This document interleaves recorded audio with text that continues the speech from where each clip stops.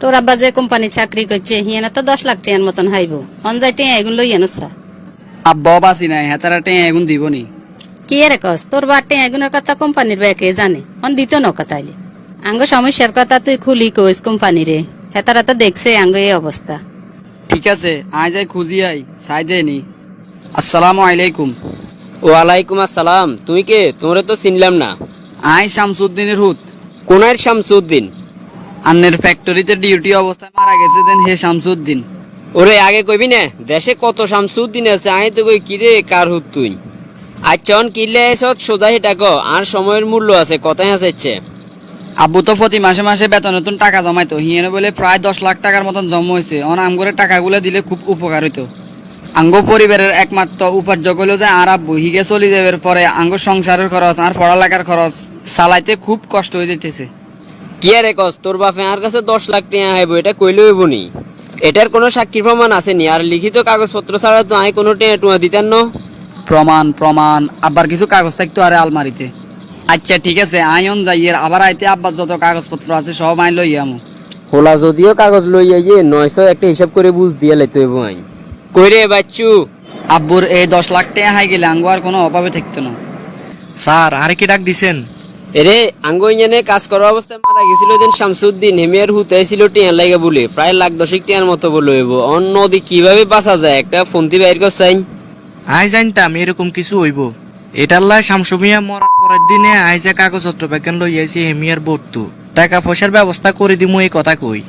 তুই তো একেবারে বুদ্ধিমান, সবকিছু অ্যাডভান্স বুঝস।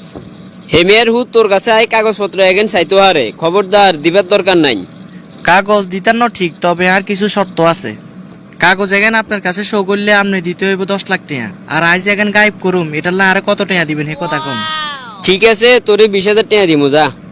আপনি এটা কোনো কথা কইলেন? কনায় 10 লাখ টাকা আর কনায় 20,000 টাকা, বরাবর 1 লাখ টাকা দিবেন, তারপর আই কাগজের ষড়যন্ত্র করুম। তুই আর দুর্বলতা হাই আরে এভাবে চাবি ধরিচ্ছে যা, 20,000-এর জায়গাত 50,000 দিমু আর কথা কইছে। আচ্ছা ঠিক আছে যান, আপনি আর কোনো টেনশন করা লাগতো না। আজ যে সারাদিন তুই দে রুমের ভিতরে কিয়াটো আরি আব্বুর কাগজপত্র অগল আসিল দেন হেগেন কই? তোর বাপ মরবার হরে অফিসের বাচ্চু মিয়া আইছে আই কাগজপত্র ইগেন ব্যাগেন লই গেছে হেমিয়া কইছে কি ঠিক করে দিব আর তো দে হেমিয়ার কোনো খবর নাই। আন্নে এটা আরে আগে কর নকা। কোম্পানিয়ে কইছে ডকুমেন্ট দিতে হইব, প্রমাণ চা হেমিয়ে 1 টাকাও দিত না। তুই যে বাচ্চু মিয়ারে ক কাগজপত্র ইগেন দিবার লাই ইগেন দিলে নি তুই কোম্পানিরে দে আইস। আচ্ছা ঠিক আছে আর কি রুম? কিরে কিছু কইবি নি? আম্মু কইছিল আন্নে বলে আব্বুর কি কাগজপত্র আনছেন ঠিক করে দিবেন বলে, এখন তো আর দেন না। তোকে তো কাগজ আয় কিতা মানিয়ের, আয় তো নিজের প্যারা লইয়ে বাঁচিয়েন না। আম্মু তো আন্নের কথাই কইছে। তোর মার অন মাথা ঠিক নাই, তোকে তো কাগজ জানি আয় কি রুম যা হর। একটু বুঝার চেষ্টা করেন, কোম্পানি কইছে কাগজ এখন চা আঙ্গরে 1 টাকাও দিত না। এটার লাইয়ে তো এত কাহিনী করিয়ের।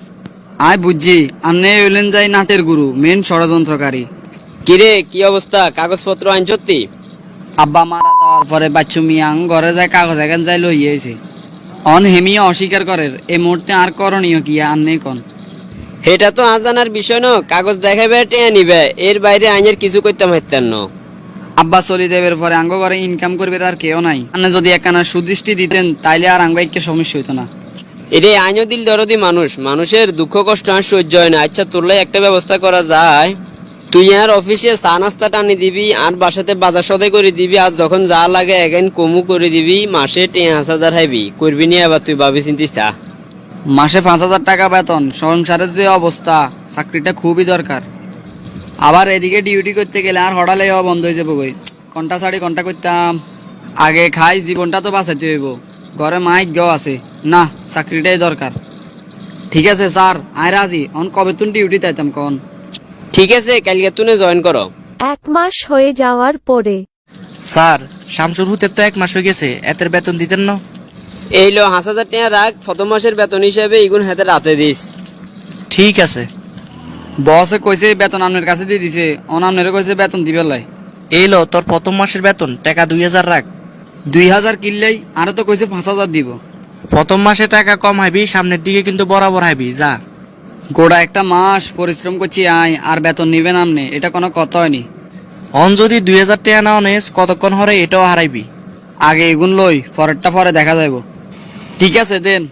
এর তো বাচ্চু মিয়ার মোবাইল দেখা তার মোবাইল নিয়ে নি বেশি আর 5,000 টাকা রাখি বাকি গুণ হেমিয়ার হিরে দিমু। কিরে আর মোবাইল কই?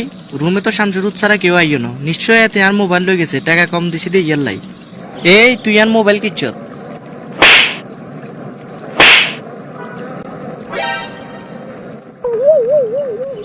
রে কিসে রে তুই এদের মারার গিল্লে? চেয়ারম্যান সাহেব এতে আঙ্গ অফিসে চাকরি করে, আর যাইবের সময় আর মোবাইল আন চুরি করি লই চলি আইছে। অন হাতে রে জোর করে স্বীকার করাইয়ের। কিরে কথা কি সত্য নি? আগে আরে এতে রাতে তুমি বাঁচান বাকি কিনা আয় আনের খুলি কইয়ের। আচ্ছা তুই অন হাতের সারি দে, এটার বিচার আই হরে করুম। হাতের বিচার আয় করুম, আর ইঞ্জানে মাথা কামাইয়েন না। এই তুই কি ভুলি গেছিস নি আই এলাকার রানিং চেয়ারম্যান, বিচার করার ক্ষমতা আর আছে। আচ্ছা ঠিক আছে, আপনি আজকের ভিতরে এই জামিলা ভাঙতে হইব। এতারে আই অনগা আর অফিসে লই যাইয়ের, সন্ধ্যার সময় তোরা আইস। আন্নারে তো ব্যাজ্ঞান বিস্তারিত কইছি, এবারে কন আর দোষটা কনানে।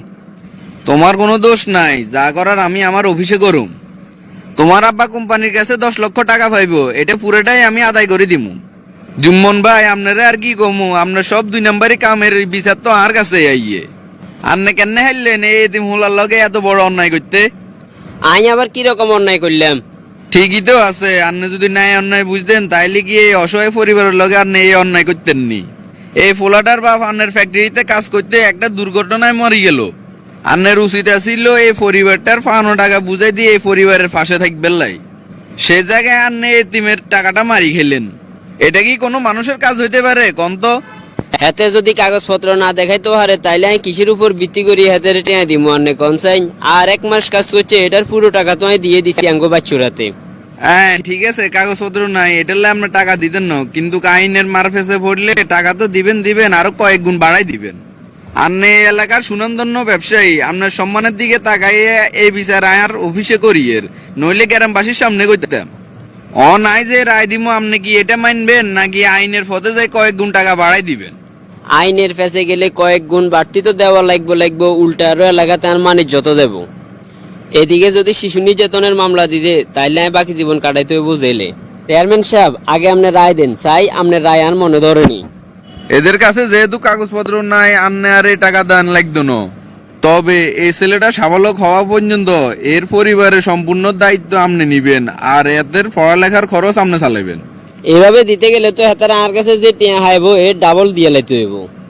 এখন আপনার কাছে 2টা পথ খোলা আছে, হয় আমার রায় মানি নিবেন, নাইলে ওই পরিবারের 10 লক্ষ টাকা পুরোটাই আপনি দিবেন। চেয়ারম্যান সাহেব আরে এই ফেরা দিবার দরকার নাই, হেতারা কত টিয়া হাইব কন আই দিয়ে। আন্নে টাকাটা আজকেই বুঝাই দিতে হইব, নাইলে ছেলেটা যেন উচিত বিচার পায় আইনের আশ্রয়ে যাব। আর পকেটে চেক বই আছে, আপনার সামনে অন্য 10 লাখ টাকা চেক লিখে দিয়ে। এ বাচ্চু তুমি সামনে আইও। আর মোবাইলের বিচারান করে দেন। আগে কয় এই ফোলার বেতনের পুরো টাকা কোম্পানি তোর কাছে দিছে কিনা? হ্যাঁ পুরোটাই দিছে। তুই হাতের পরিশ্রমের টাকা মারি দিছত, আবার উল্টা গায়ে হাত তুলছত। এর শাস্তি স্বরূপ 3000-এর জায়গায় 10,000 টাকা দিয়ে তোর মোবাইল আতুন সারাই নিবি। এই রায়টাই চূড়ান্ত, আর কোনো আপত্তি চলতো না। তোর লাই বলি তুই কিল্লাই এতের বেতনে টিয়া মাইতে গেছ, তার আরো এত টাকা জরিমানার তলে হালাইছ। হাই কইতাম হারুমনি যে এরকম কিছু হইব। আন্নের মূল্যবান সময় নষ্ট করছি, আরে ক্ষমা করে দিয়েন। ক্ষমা তো আমার চাওয়া উচিত, আমি চেয়ারম্যান থাকা অবস্থায় তুমি আমার এলাকাতে এত কষ্টে আছো, অথচ আমি কোনো খবরে নিলাম না। আগামীতে আরো সচেতন হয়ে আমি আমার দায়িত্ব পালন করার চেষ্টা করব।